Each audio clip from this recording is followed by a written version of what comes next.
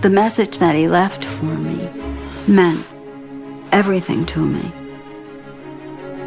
I clung to it. I listened to it repeatedly in the days after.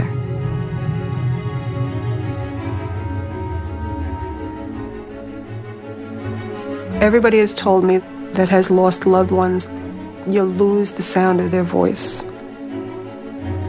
I've probably listened to the message hundreds of times. It's available anytime I want to play it back. It's there. I hear it and I know it. I'm still very fragile to listen to it, and so I'm comforted to know it's there, but I don't listen to it. On September the 11th, 2001, nearly 3,000 families lost a loved one. The Twin Towers collapsed with such destructive force that only 300 bodies were recovered. But for some families, there is another legacy. Trapped inside the towers, many people tried to make desperate contact with the outside world. Some were able to speak on the phone. Others could only leave messages. Since that day, families have lived with the memory of these final words from their loved ones. Many of these calls have never been heard in public and are featured here for the first time. All are used with the full consent of the relatives, who only now feel ready to talk about them. These recordings shed light on what really happened inside the towers, but they also reveal something more profound about the choices people make in their final moments, who to turn to, and what to say. Obviously a pretty scary experience. I saw a guy fall out of probably the 91st story all the way down. Okay.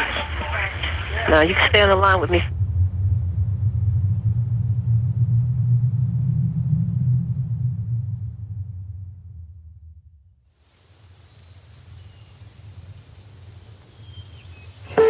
I just wanted to let you know I love you, and I'm stuck in this building in New York. There's lots of smoke, and I just wanted you to know that I love you always.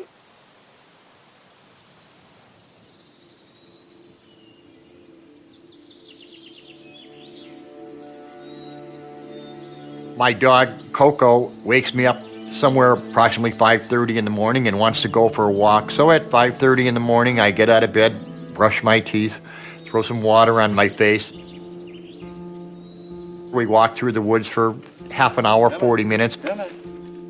I say a little prayer every single day and talk to Melissa. So it's just, I know she's there, I know she's listening to me. I was the last person from the outside world that she spoke to. I'll always remember that.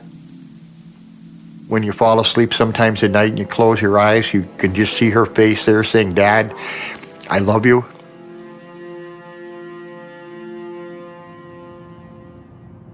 On September the 11th, Bob Harrington's daughter Melissa was in New York for just one day. Aged 31, she was a high-powered business executive and was there to oversee the merger of her company. The meeting was on the 101st floor of the North Tower of the World Trade Center. She was only going to be there that Tuesday. When the merger was done, she was flying back to California the next day.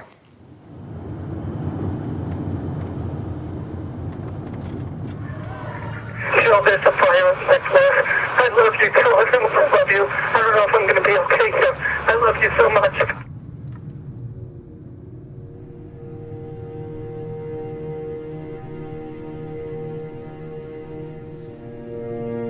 We found nothing of Jim. He was completely destroyed. So the fact that I'd spoken to him means so much to me. I think that the healing process is ongoing. It's important to let people know what families of 9/11 have been experiencing, what we've been going through, what we've gone through. We still have those memories that we don't want anybody to ever forget. Jill Gartenberg had just started a family with her 35-year-old husband, Jim. A successful real estate executive, Jim had recently accepted a promotion at a new company. On September the 11th, he had only gone in to clear his desk at his office on the 86th floor of the North Tower. Saying goodbye, I love you, is the last thing I can remember seeing him walking out the door that morning of September 11th. We just had a plane crash into Level 4 of the World Trade Center. The World Trade Center, Tower number 1, is on fire. The whole outside of the building was just send every available ambulance to World Trade Center now. In the minutes after American Airlines Flight 11 collided with the North Tower, the live pictures were flashed across the world. We have numerous people trapped. But those inside were unable to see what had happened. Desperate for information, they made more than 3,000 calls in the first 10 minutes alone. He says he's at the 105th floor at One World Trade Center. At the top of the North Tower, 100 people were attending a conference at the Windows on the World restaurant. Among them was 31-year-old Christopher Hanley, who made one of the first recorded calls to 911 emergency services that day. Yeah, hi. I'm on the 106th floor of the World Trade Center. We just had an explosion. The 106th floor? Yes. 106, okay. We have smoke and it's pretty bad.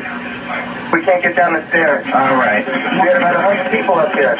Do not leave, okay? There's a fire or an explosion or something in the building. All right, I want you to stay where you are.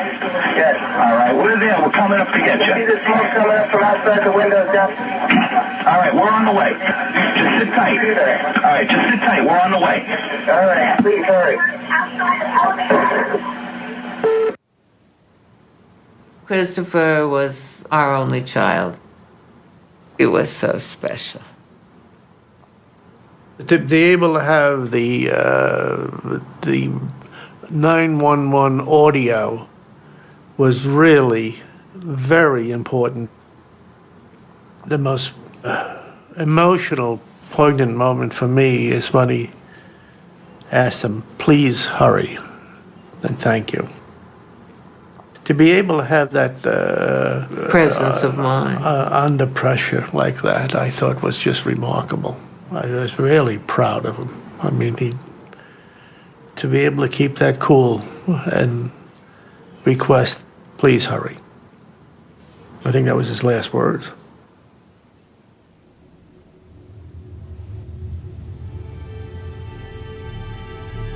The sonic record of that day, the audible record of that day, is essential because the visual record of that day is limited to the exteriors. What we see with our eyes are two buildings in flames. And these calls and these radio transmissions, they show us through sound what we couldn't see with our eyes. They're part of the fabric of the day that we wouldn't know or have any understanding of without this sonic record.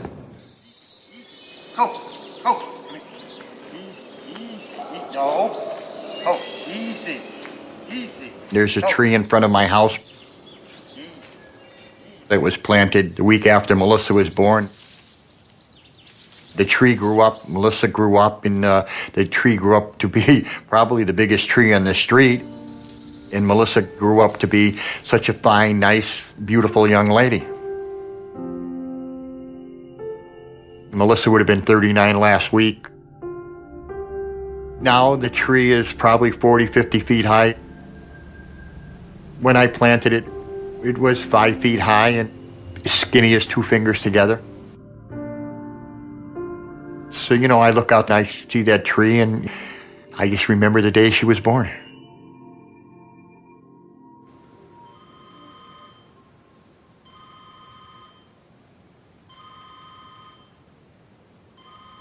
September 11th started like any other morning. Woke up, put a pot of coffee on. I was making the bed and the telephone rang. I don't usually answer the phone because having been in construction my whole life, people call up, have a tendency to want you to do a job for them for nothing or give them some advice, so I don't usually answer the phone. But this morning, I did. It was my daughter, Melissa. I knew she was in New York. I didn't know anything that had happened at that particular point in time. Melissa was a little hysterical. I told her, honey, you have to slow down so that your father can understand what the problem is. She got her composure, said to me, Dad, I'm on the 101st floor of the World Trade Center and a bomb just went off. In my bedroom was a TV set. I turned it on, happened to be on CNN. I saw the fire, I saw the smoke. I was heartbroken. She told me the fire wasn't her major concern, but there was an awful lot of smoke. So I said to her, honey, I said, can you see an exit sign? She said, yes, Dad. And I said, well, under all the exit signs, honey, are stairwells. I said, you get to that stairwell as fast as you can and get out of the building. But unknown to Melissa and her father, all 3 of the stairwells had been destroyed. Trapped just 3 floors above the impact zone, Melissa would have no means of escape. She was in trouble and she called her father for help. I was 130 miles away. There was nothing I could do but give her advice. We exchanged I love yous. And to my knowledge, I was the last person from the outside world that she spoke with.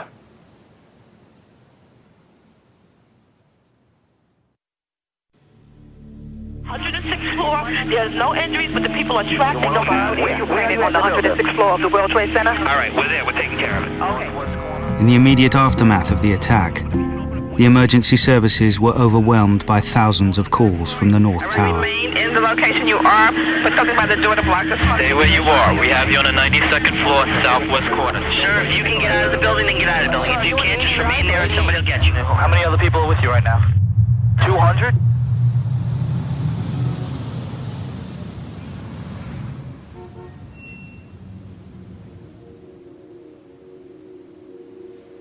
Morning. Happy birthday. Wow. Okay, you want to open this? It says, Nicole, this was my favorite toy when I was 2. I hope you like it. Love, Natalie. I think 9/11 comes up pretty regularly in everybody's lives. I mean, you watch television, you go to an airport, anytime you travel. You didn't go to Zita's house? Did you see Granny? So much has changed since 9/11. Everybody talks about 9/11. It's in the newspapers probably every day. And all I think about when I hear that 9/11 is, I am so proud that my husband did what he could that morning.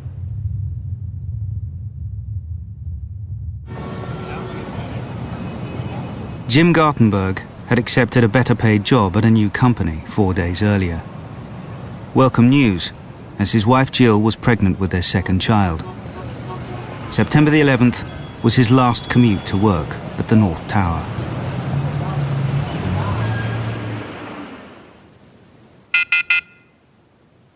I went to work soon after he did, and my office is very close to our apartment, so I just walked the few blocks. When I got there was a message light blinking, and I listened to the machine right away. Jill, there's a fire on my floor. I love you, Jill. I love you. I don't know if I'm going to be okay, Jill. I love you so much.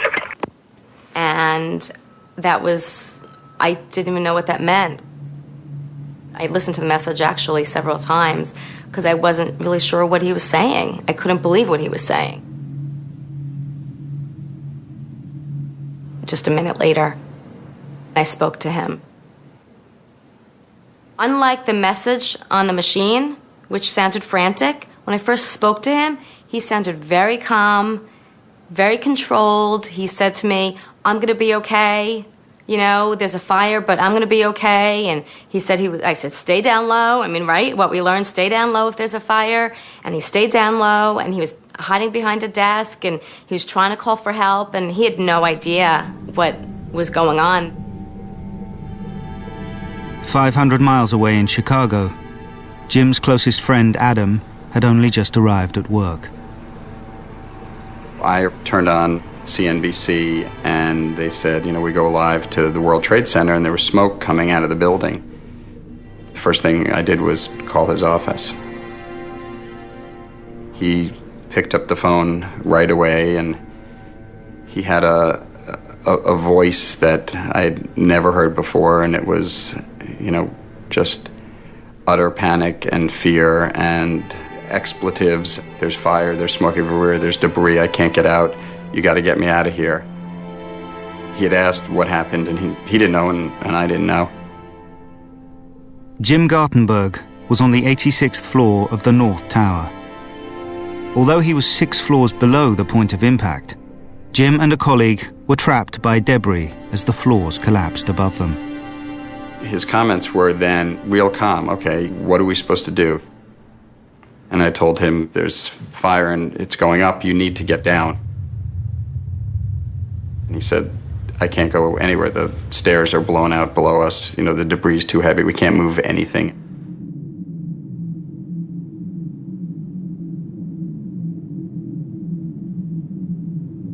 It was very unusual that people outside had almost a greater sense of alarm and urgency than the people inside who were in the dark. Families were seeing the billowing smoke and the flames licking up the side of the building. It was just a terrible responsibility for the people on the outside to have to say, it's worse than you think. 15 minutes after the North Tower had been hit, most people in Tower 2, the South Tower, were still at their desks and watching the tragedy unfold. Amongst them was 24-year-old trader Brad Fetchett, who left a message for his mother to tell her he was safe. Hey, Mom, it's Brad. Just wanted to call and let you know, I'm sure that you heard that a plane crashed into World Trade Center 1. We're fine. We're in World Trade Center 2. I'm obviously alive and well over here, but obviously a pretty scary experience. I saw a guy fall out of probably the 91st story all the way down. So you're welcome to give a call here. I think we'll be here all day, but give me a call back later. Love you. He was trying to reassure us that he was okay, but you could tell as he cleared his voice when he talked about seeing someone fall from the 91st floor that there was a lot of fear in his voice. It's available anytime I want to play it back. It's there. I hear it, and I know it, and I'm still very fragile to listen to it, and so I'm comforted to know it's there, but I don't listen to it.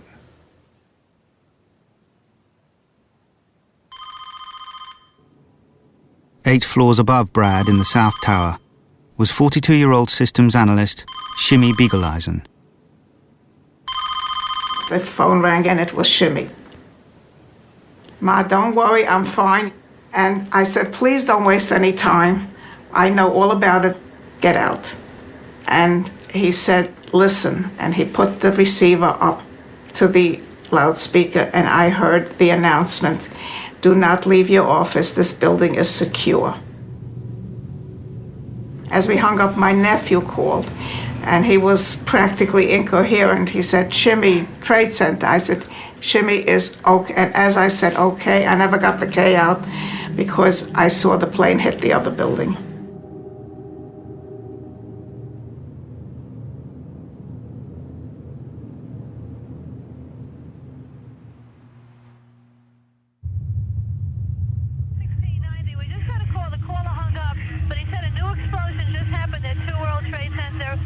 On the 80th floor. You have a second plane into the other tower of the tower. The little plane hit the second tower, okay?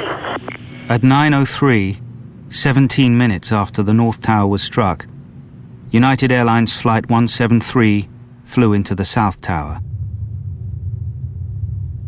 Immediately, the emergency services were flooded with calls, as 700 people were trapped above the impact zone.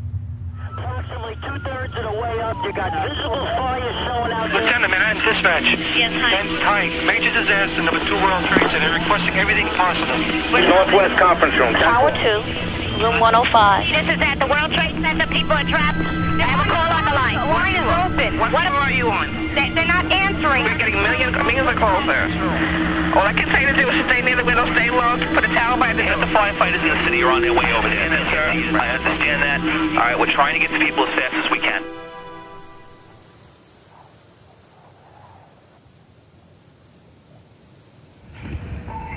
Mom, it's Steven. My plane, my building got hit by a plane, and right now it's, I think I'm okay, I'm safe now, but it's smoky. I just want to say how much I love you, and I will call you when I'm safe. Okay, Mom? Bye.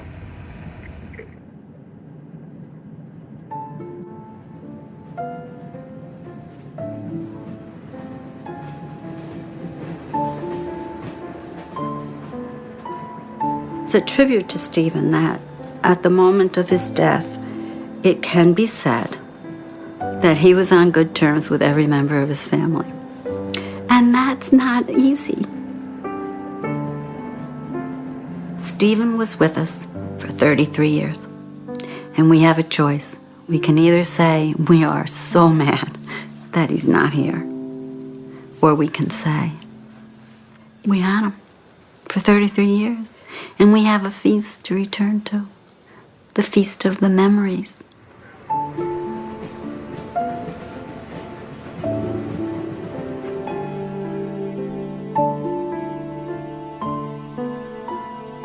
The family came, girl, boy, girl, so there was a little triumvirate at the top. And then 4 boys came in a very quick succession. And Stephen was the third of that group of 4.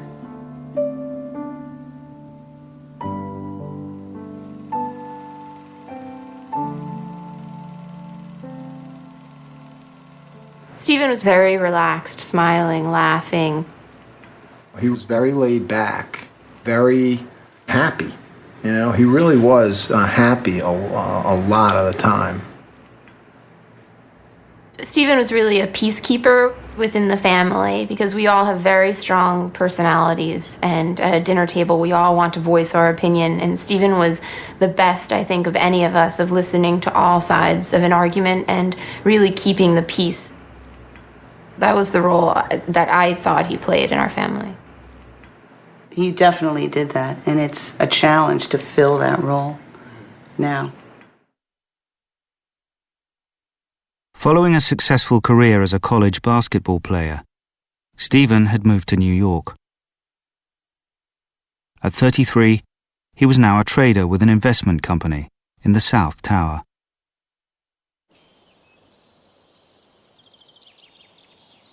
September 11th. It was a beautiful, beautiful day, as everyone always will remember, I know. I was very pleased to be going to a yoga class around the corner in the village hall.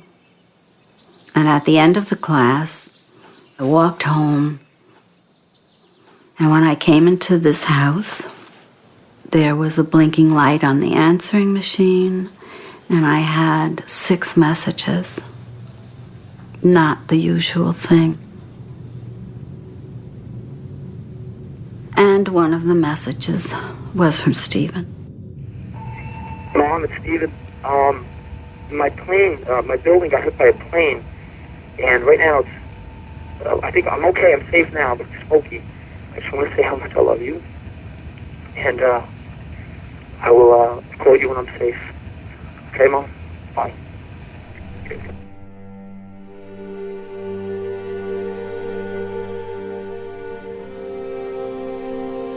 Stephen worked in the South Tower. He was on the 89th floor. He said that he was going to call me and that he was going to be all right. There were messages then from people calling to say, Anna, are your children all right? And then there was a message from my husband.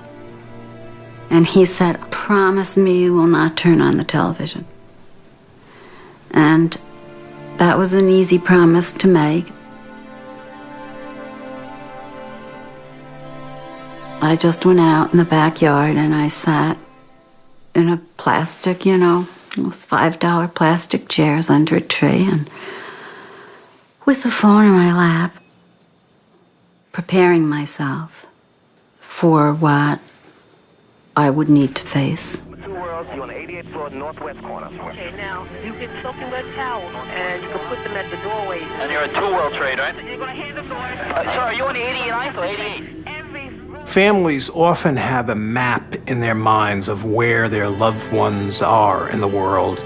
If somebody in your family is working at a place that has now become the center of all the world's attention, and there's a calamity unfolding, in your mind, you're trying to place your loved one. Where are they in relationship to this terrible series of events that's unfolding? I feel so bad that we can't do more. You don't know. Oh, boy. It's an awful thing. It's an awful, awful, awful thing to call somebody and tell them you're going to die. That's an awful thing.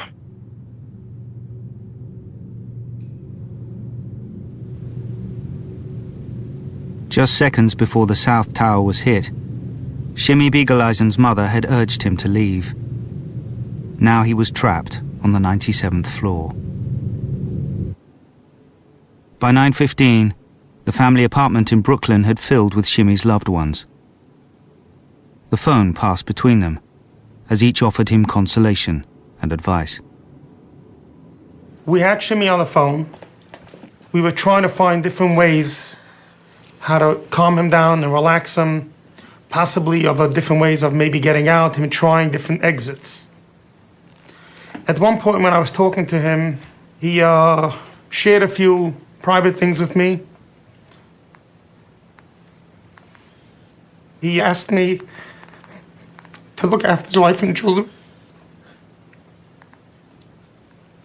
And all this time, I was able to hear in his voice that the situation was becoming a lot worse. There was now fire and dense smoke above the impact zone. Those trapped there began to panic. Shimmy's close friend, David, called to try and calm him. Shimmy? Yeah. Just hang in there. Just breathe slowly through the towel. You breathing through the towel? It's fine. Okay, it's fine. Everybody's fine. Everybody's very calm. Everything's going to be fine. You have to stay calm. Everybody here is calm, I promise you. You girls don't even know because they're in school. Your parents are here. They're very calm. Just keep your head straight. Okay, do you see smoke by the window? The fire department wants to... You can't see? Do we see smoke by the windows? The fire department wants to know. No smoke by the window. No smoke by the window. Listen carefully. As a last resort, break the window as small as possible just to get a little air in. Okay, but you follow? Yeah. Okay, how so? They said the last resort we should open the window just a little bit to get some air in. Can you open the window or you have to break it? Yeah. Huh?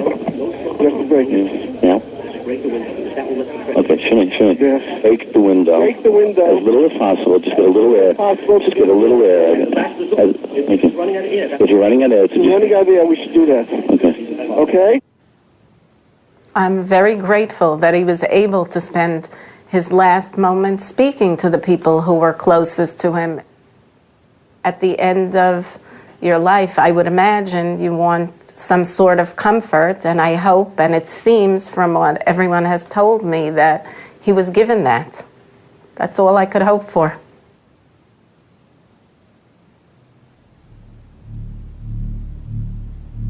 In the North Tower, the first to be hit, Jim Gartenberg had been trapped by falling debris for more than half an hour. Having spoken to his wife, Jill, and best friend, Adam, Jim now wanted his predicament to be known to the watching world. He managed to make contact with a reporter at the New York Times, Jim Dwyer. I spoke with him several times that morning. And I was trying to understand what his predicament was, why he couldn't get to the stairs or why he couldn't get to an exit. And he said that, the walls were cracking and folding over, and he couldn't get to where he needed to be. Mr. Gartenberg seemed to be very directed, very focused. I mean, he was, there's a sense of great urgency in his voice, but I didn't feel like he was panicking. He wanted people to know where he was and that he couldn't leave the building. Happy birthday to you. Happy birthday to you, Nicole. Yay!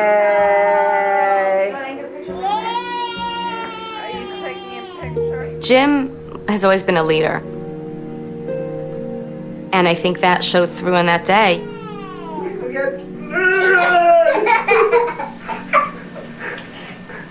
get you. Nicole, is Daddy so funny? When I first met Jim, he was the president of the Michigan Alumni Club in New York. I saw the way that he was running this meeting and the way he was interacting with people and his leadership skills. There was all these qualities about him that all of a sudden I said, wow, this is a really special guy.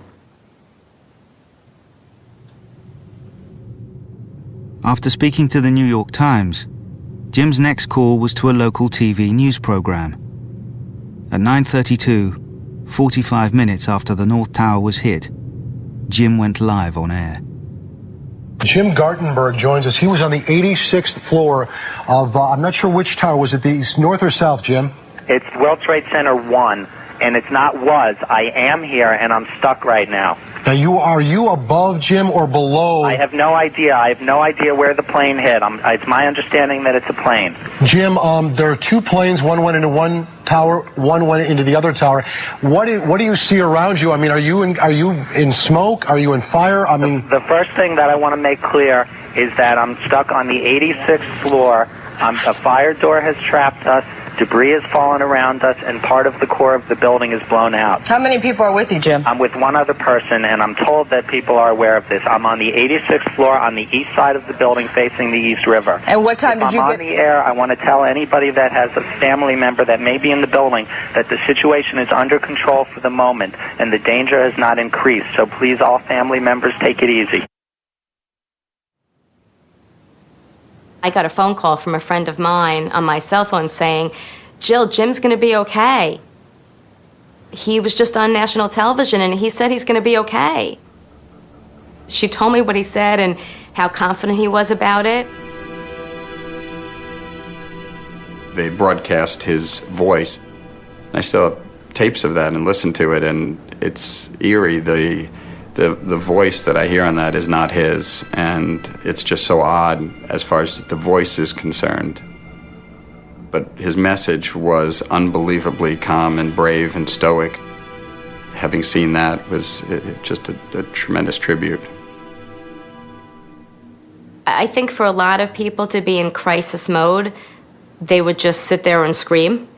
And Jim would kind of regrouped with himself, it seems like, and said, okay, this is the situation, how do I best deal with this? And he reached out to as many people as he could, trying to figure out what resources he had to be helpful in this situation. I mean, he had the sense of mind to do that. And the danger has not increased, so please, all family members, take it easy. I think that was wonderful, but I knew in my heart he was not going to be okay.